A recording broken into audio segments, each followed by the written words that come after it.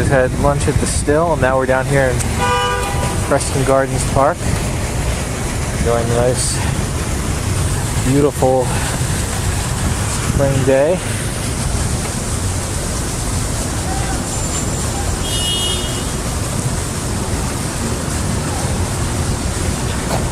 Mom, why don't you tell us the story of how you remembered this location when you saw it in Autumn Fire? Well, there was something so distinctive about those curved steps, and it just brought me instantly back to when I was a girl, and we used to come down here to pick up my father when he worked at 10 Light Street, and it would be Nana driving us past this road, and this part of the road just struck me as so out of place and so beautiful, and it just always stuck in my mind. Such a very strong childhood memory, and when I caught a glimpse of it in that movie, it was just such a flashback, and I thought, it's just got to be, it's so distinctive. So I really enjoyed investigating a little further, and bringing you into it to see.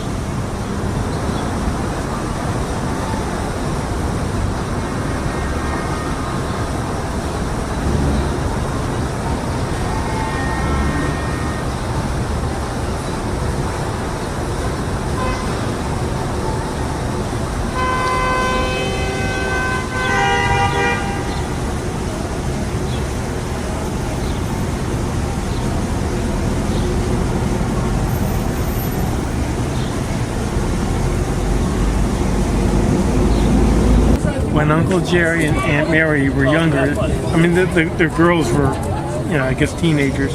They got on a boat bound for South America. It wasn't a passenger boat. It was like a banana boat. A banana boat. And they got down to Central America and, you know, sightseeing and all, and they took the banana boat back up.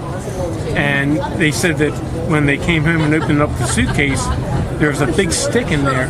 And they asked Uncle Jerry what the stick was for, and he said that was to keep the thieves away, because Aunt Mary had her purse stolen while she was down there, and so he got a big stick and carried it with him all the time, so if anybody approached him, he'd give him a whack.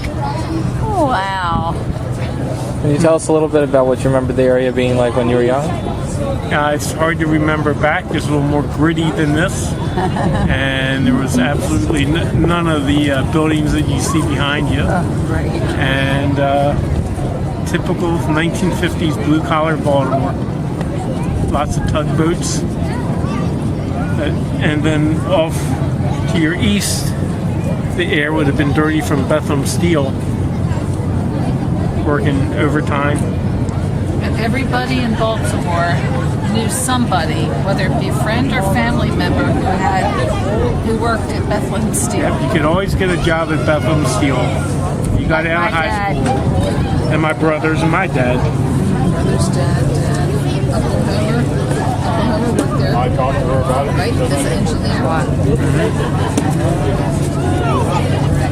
And my dad was a metallurgist at Bethlehem Steel. Oh.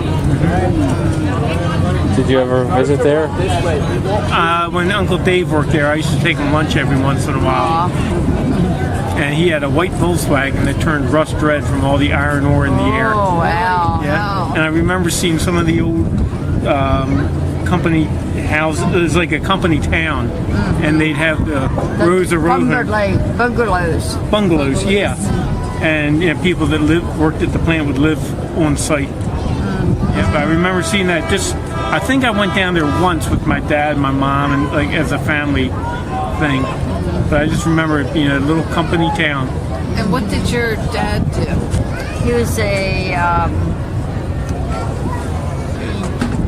Did he pour the molten steel? No, he was a wonder of one.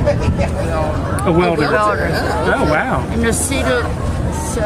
Acetylene torch. Yeah. For years he worked there. And is that when you lived where? Bears Bank. Sparrows Point. Uh-huh. Yeah. To the bungalows. In the bungalows. Oh, really? You were in one of the bungalows. Yeah, that's what I was Oh, wow. And I think even the streets may have been named like after the ores or the steel, or it probably had names related to Don't Bethlehem remember. Steel. Now I remember those little bungalows though. Yeah. Mommy was in it.